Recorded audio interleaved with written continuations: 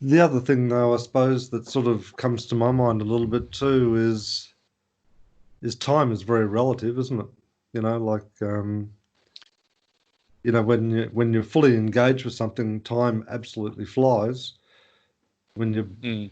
when you're bored senseless, you know, an hour can feel like, you know, a decade. Tell me, I'm feeling it now in Oh, yeah. this period. So it is relative in that sense. So, you know, again, that might have some bearing on that 70. You know, maybe that's a relative thing. Because Yeah. if you sort of worked it out from a mathematical perspective, try, you know, this is a bit strange, but if you've led a really full life and you reach 70 years of age and then pass, it could be the equivalent. Like you look at some of those biblical stories and even other stories in some of the other traditions, and you think that person must have lived for like 300 years to do all of that stuff. Yes, yes, yeah. Up to 700 years. Yeah. Yeah, you know, and I Yeah. wonder whether that's a relative 700 years. It's just because they achieved so much in their life. I mean, I don't know. You know, I It's a don't know. very good thought. Yeah. Yeah. Um, yeah, because the John the Beloved, the guy that was locked up in prison while Jesus was and all the disciples were doing stuff. He was let out long after Jesus had died and the other disciples had all disappeared, and he Mm, carried on living for you know many decades, not decades, centuries. yeah, Yeah. yeah. After that, and he went to China and he lived in China. Mm. Um, so it's interesting that you know maybe spirituality is the one thing that sort of cleans everything out. But what sort of spirituality? That's the thing, you know. Mm, mm, Um, yeah, yeah. mm. Mm, Well, as long as you ask the question, you'll get the answer. There's no doubt about that, in my experience. It's just knowing what the yeah. question is and how to pose the question, I think, more than anything. Because But because yeah, I was going to say, I don't know about you, but I know sometimes I find myself like, you know, and it's sort of not so much asking the question per se. Maybe that's maybe a bit subtle, but sometimes when you go along and you can think about something and think, okay, I've decided, but it still keep on stumbling over and tripping down the road. And then somehow there is a decision which is made at a different level, and it just happens. You know, it it's just happens. yeah, you know, it's just at a different level, or maybe a different dimension. I don't know. You know, so It's very interesting you say that because, um, I've um, phrased a question, like I want an answer. mm, Okay. mm, Um, and maybe a little time later, um, I don't get the answer to my question, but the answer I get satisfies my question. yeah, Does that yeah, make sense? yeah, it does. Yeah, it Yeah, does make sense. Yeah, yeah, yeah. So it definitely, and it seems to be far quicker these days. mm, Um, I mean, it can be anything like, which country is this continent in? Okay. I mean, mm, which country, yeah, which country is the continent? Anyway, you know what I mean. yep. And, old timers. And, and then all of a sudden, something would come up on my research, and it's a map with Yeah. the country's name there. It would, and I wasn't searching it. It was Mm, nothing related even, but it mm, would come. And sometimes I find it also because I try and relax a little bit every evening now with just watching the best success stories of the YouTube, what do you call it, the X Factor or oh, yeah. Britain. Yep. You know, I don't watch the failures because I see enough of that Mm, around me.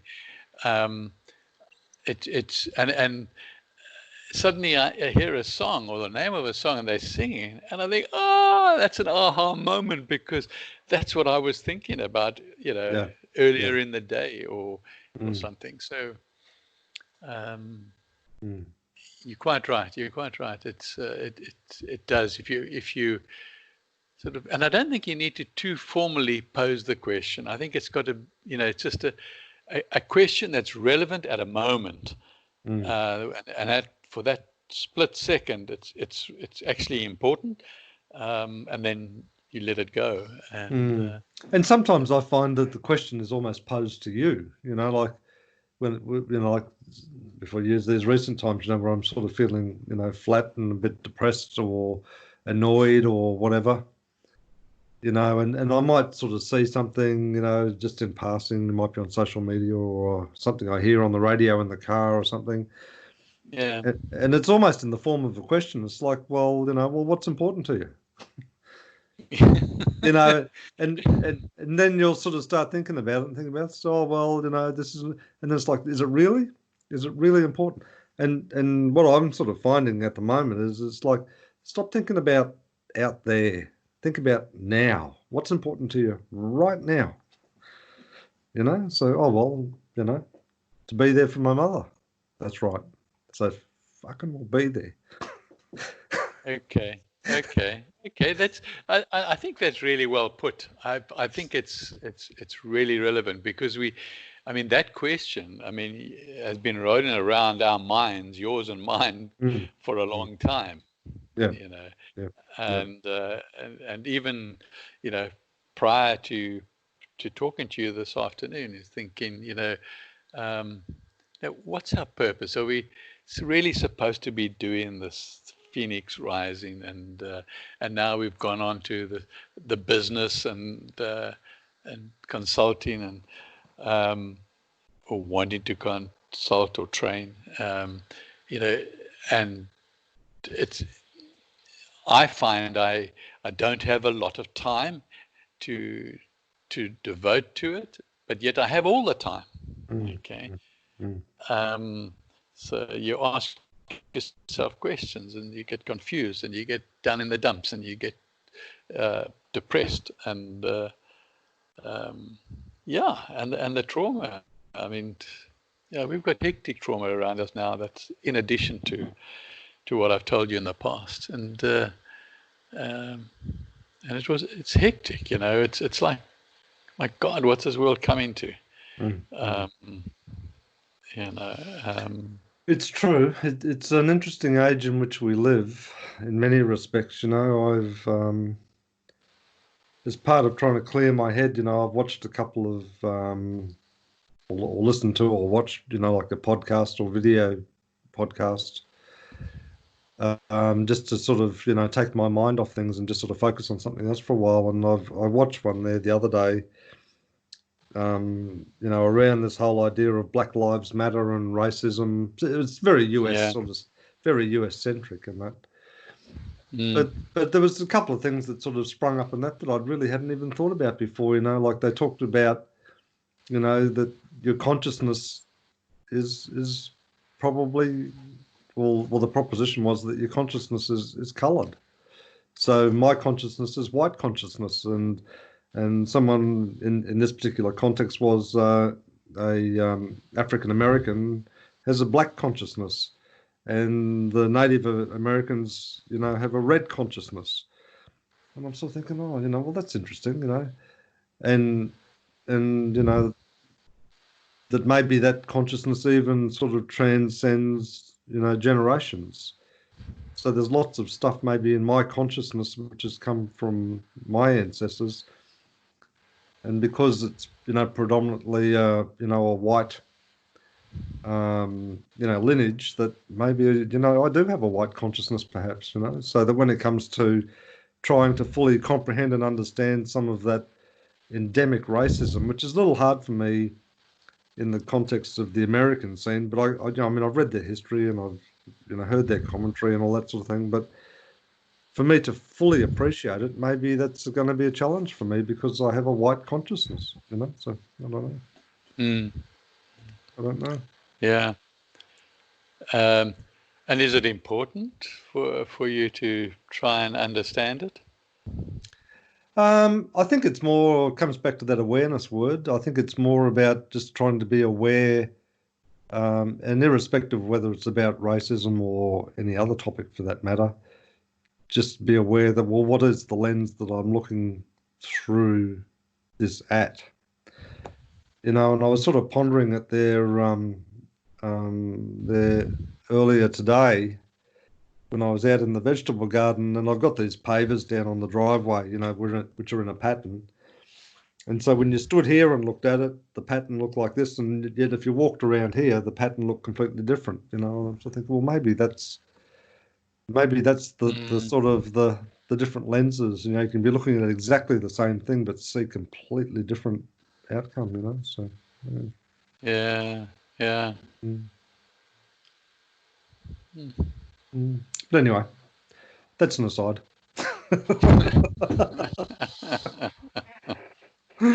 Yeah. Mm. So what do you think of Holacracy? I was really interested in it, but I'm sort of, I mean, I read the article and I thought it was really well written, but I'm sort of keen to hear a little bit more of it from you. I mean, not only in terms of the idea, but how you think it might be applied in a practical sense. So Yeah, the word was new to me a week ago, and yeah, but the more I researched it and got into it,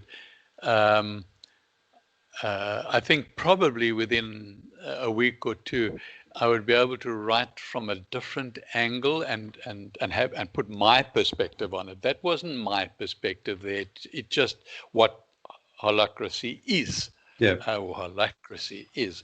And I think that what it in my terms, and linking directly with the article, is that a person has within a very strong environment of rules and regulations, which are written into the in a company situation into the constitution, but the individual is in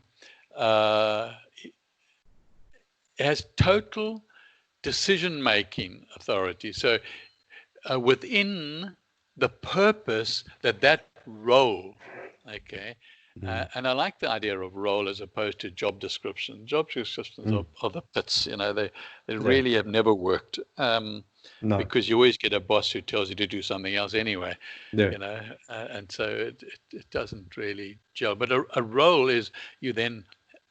Your role is to do this. It has a purpose. Okay.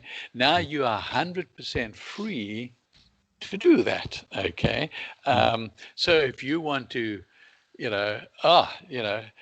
go and do it somewhere, or bring other people in to help with the thinking process, or whatever it is, or you come up with a aha moment that perhaps improves your purpose, okay, you then bring it to the others, but you're going to implement it anyway, okay, because that's the authority you've given by the Constitution. So it's probably an ideal situation where people are working from home, they're left free to fulfill their purpose, as is all the other people that are going to contribute in order to, make the software package, let's say. You've just got to do your side, and if you can improve it to a higher degree, you do it. So, yeah, but I'm not sure. I haven't researched how it's working in practice, other than one article I read. And so, if I get the inclination, I will probably, take it a bit further. but then of course I get stumbling blocks by saying, should I be spending my time on this? Okay. Where's it taking me? Because I can't put it into practice practically. So it's all just ideas and theory and so on. So, but you can write an ebook though. Yeah, I could, and that would be a logical. But I think there's some good talks out there. The one I left in the article, I don't know if you clicked on that link, Yeah. the TED Talk one. Okay, I mean he's the founder of the whole concept, and so he's talking a lot and he's going out a lot. So, as much as I could, perhaps in the future, write an ebook from my angle of seeing it, it still will be theoretical. And I think one of the things which has been exercising my mind, though, Michael, about all of this stuff, yeah, is we sort of take a little sort of little sort of look at this issue over here, and then we look at this issue over there, and that. But what your and my perspective does have, though, is it does have that it's rooted in the spiritual realm. And what I don't think that we've been doing is integrating that spiritual realm as the foundation of these little sort of side looks, so that when we look at this issue over here, the concept might be that you've got total authority within the role to make whatever decisions you like. The piece that I think is really important from our perspective is the integrity of those decisions, and the authenticity of those decisions has to come from the spiritual base. And lots of people don't talk about that. They talk about, those pieces are always conveniently left off, Well, they use words like integrity, okay? Yeah. And similar words. So do you not see that those words are perhaps substitutes for spirituality? No, I think they're just a convenient coat of paint. I think that we need to anchor these things a lot more strongly in this, because if you go back and look at sort of what we've said about 2020 being a time of change in human history, then let's not fall into the trap of what's happened in the past, of these changes not being stronger and deeper rooted in the spiritual realm. Because the classic one that comes to mind is like Google, like their vision, mission and value statement, some years ago included a statement about, do no evil. Well, look at them now. Google, is that so? Yeah, look at them now. Yeah, absolutely. Apparently, they've got a very entangled relationship with the CIA. Yes, they do have. Yeah, you're right. And they're banned in China. Yeah. So tell me how that's not do no evil. Yeah. So if we're going to take and this is our opportunity to dust off our soapboxes. If you're going to take whatever topic it is forward, it needs to be rooted on a solid foundation, and the ultimate foundation can only be the spiritual realm. It can only be. Anything else is wobbly. Yeah. I mean, obviously, I agree with you. I totally agree with you. So the challenge for you and I is that when we're talking about subject matters, and I've been sort of doing a little bit more work on the historical pathways, and as soon as you sort of take that stop, okay, well, this is, the rear vision mirror reviews brought us up to here, but as I look out the windscreen now, what does that look like in terms of, the next generation? Unless we firmly rooted in that spiritual part. And this is where I think it's important that we try and sort of get some clarity in our own minds about, well, what are those fundamental foundational elements that, we're going to build this next house on, and I think that we walk up to it, but then we sort of get distracted about, well, what color roof are we going to put on it? So we've got to get the foundation right. Right. So, right. Yeah, I agree with you, and it's great because you're motivating me now again. If we keep bringing ourselves back to that, then it allows us some chance to use our intuition and we have a purpose. I lost sight of that until this moment. Yeah. And that voice message you left me for the other day about your ebook, initiative. I think that I don't know, for the want of a better word, your template is going to be so much more powerful. And it doesn't have to be in an overt sense necessarily, because not everyone is in tune with that. You don't talk physics to a baby, but that template needs to have those elements ingrained in it, and it does, because you're the author of it. So, but we maybe need to be a little bit more conscious of it, or a little bit more overt as to what those key elements are, as part of that process. Because I think that your writing style and your ebooks and that are extremely powerful, because it has some of those chords in there which they really resonate strongly with me. But maybe they're sort of being put in there more unconsciously than consciously at the moment, So maybe we need to be a little bit more conscious about some of those things. Yeah. Okay, I go along. I take your suggestion, but let's just stay on the ebooks at the moment, because that was the question I asked you earlier in that audio, and that was now I've sort of got places where I can sell writing ebooks for people. Okay, now I'm starting to get people that are downloading the free ebook that I wrote. Okay, the ebook about ebooks. Okay, good. And then I'm only talking about, you can count them on one hand, and so now every week they have agreed to get an email from me. Okay, so that aspect is fine, because I then send them email relatively about business. Okay, and I don't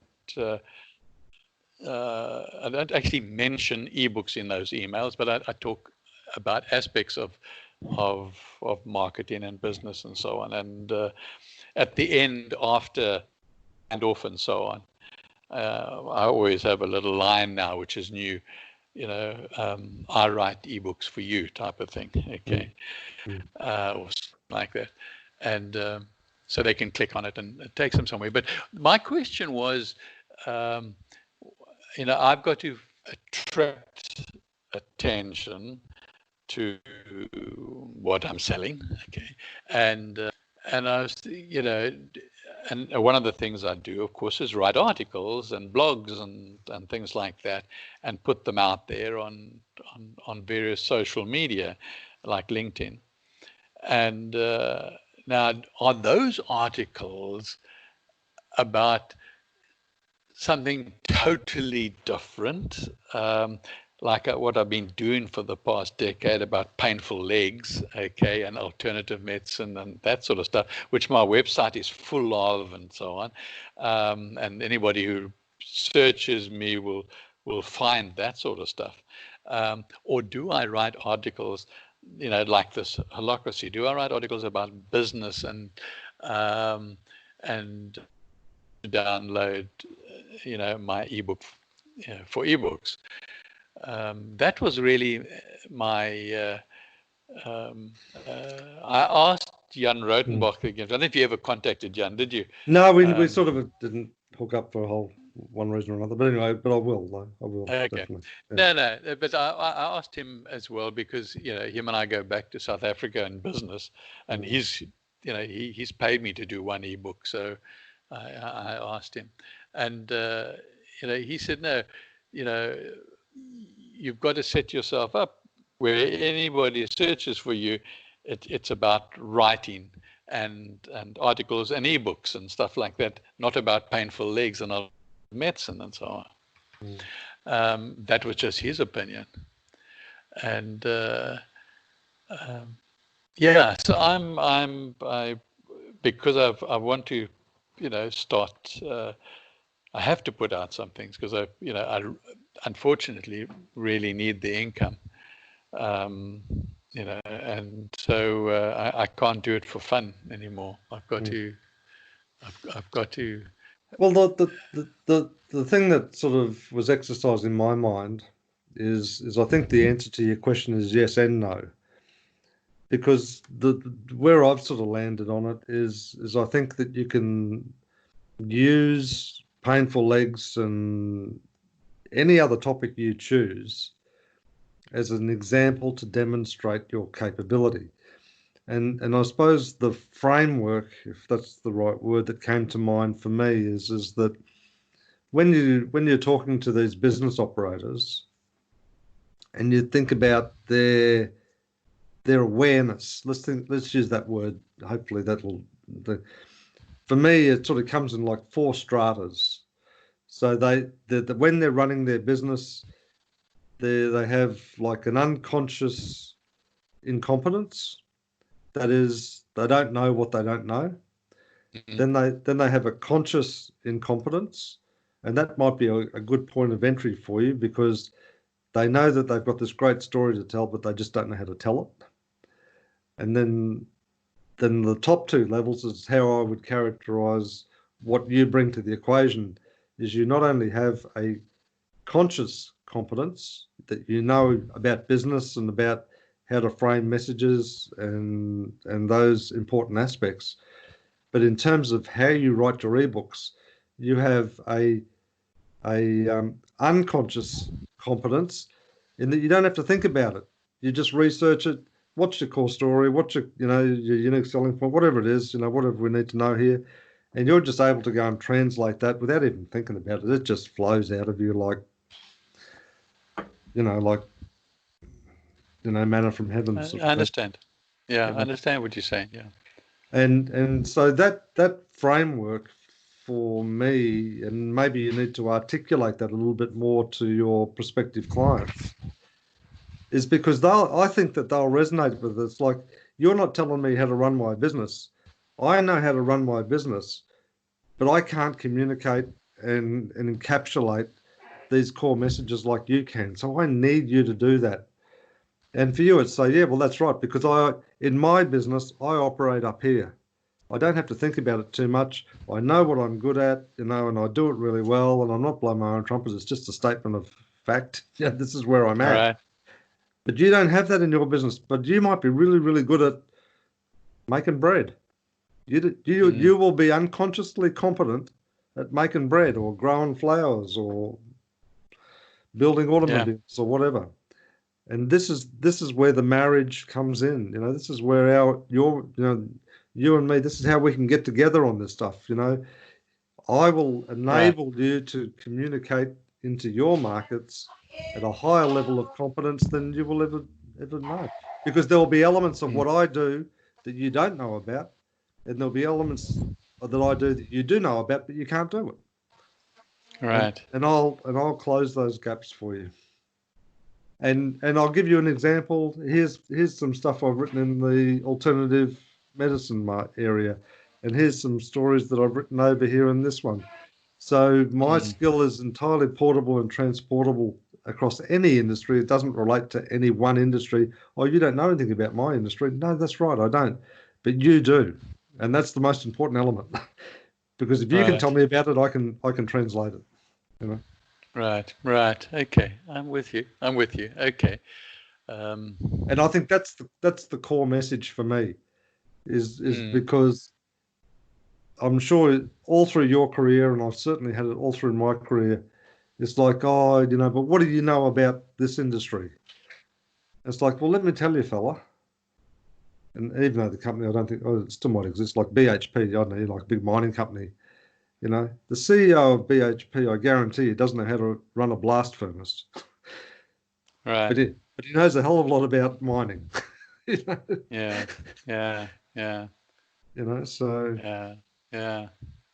so that's the sort of analogy that sort of came to my mind. You know, so for me, I think that having a variety of examples is actually going to be quite a positive thing, because it demonstrates that irrespective of what the subject matter is you're able to translate that and capture that message and encapsulate it in a fashion that others don't. Yeah. That's Yeah. why they need you. That's why they need to throw money at you. Okay. Lots of it. Come. Tsunami. That's right. Be careful what you ask for. Remember your word enoughness. In fact, that's the other thing that I was going to mention to you. I saw this other word, sufficiency. What's And it? sufficiency.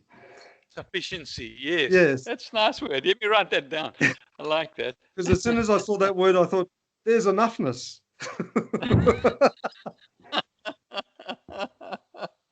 Ah,